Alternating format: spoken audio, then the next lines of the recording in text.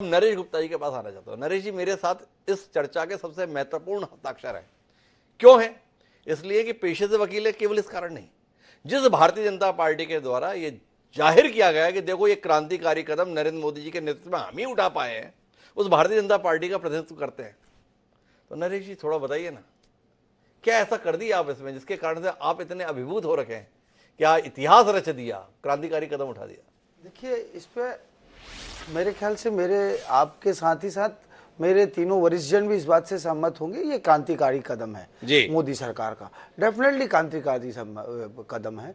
देखिए, जो 3 एक्ट्स को रिपील किया है वो मूल रूप से हमारे आज़ादी के पूर्व के काल का है, गुलामी के काल का है। तो उस गुलामी के काल में बेसिकली वो सारी चीज़ें हिंदुस्तान को कंट्रोल करने के एंगल से बनाई हुई थी।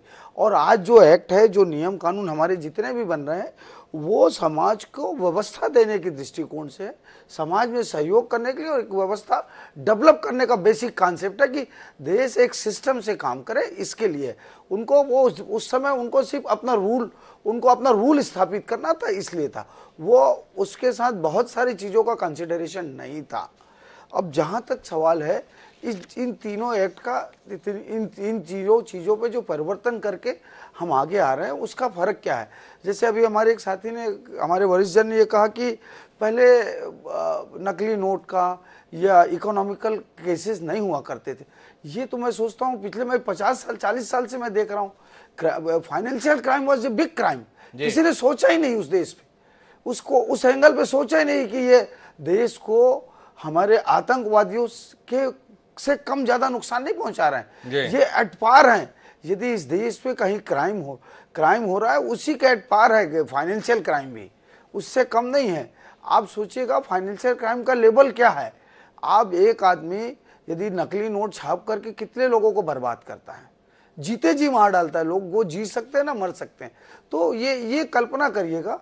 और गवर्नेंस के साथ साथ इन्होंने बहुत सारी चीज़ों को ये लाया कि ये जितने एक्ट हैं वो आज की भारत की आवश्यकताओं के अनुकूल है, प्रजातंत्र के अनुकूल है, राजतंत्र के अनुकूल नहीं है। जो अमेरिका ब्रिटेन की राजतंत्र जो हिंदुस्तान को गवर्न करती थी, उससे हटाकर प्रजातांत्रिक वैल्यू और देश की जनता के लिए जनता के द्वारा बनाया गया कानून के रूप में एक बार इन्होंने स्थापित करने का प्रयास किया है।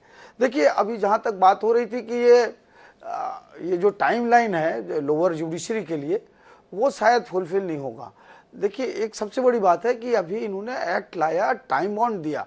डेफिनेटली इस टाइम बॉन्ड को लिखते समय, एक्ट में लाते समय, इनके दिमाग में ये बात तो है सरकार की कि हम जुडिशरी में संख्या बढ़ाएंगे, उनको इंफ्रास्ट्रक्चर देंगे और फैसिलिटीज प्रोवाइड करेंगे।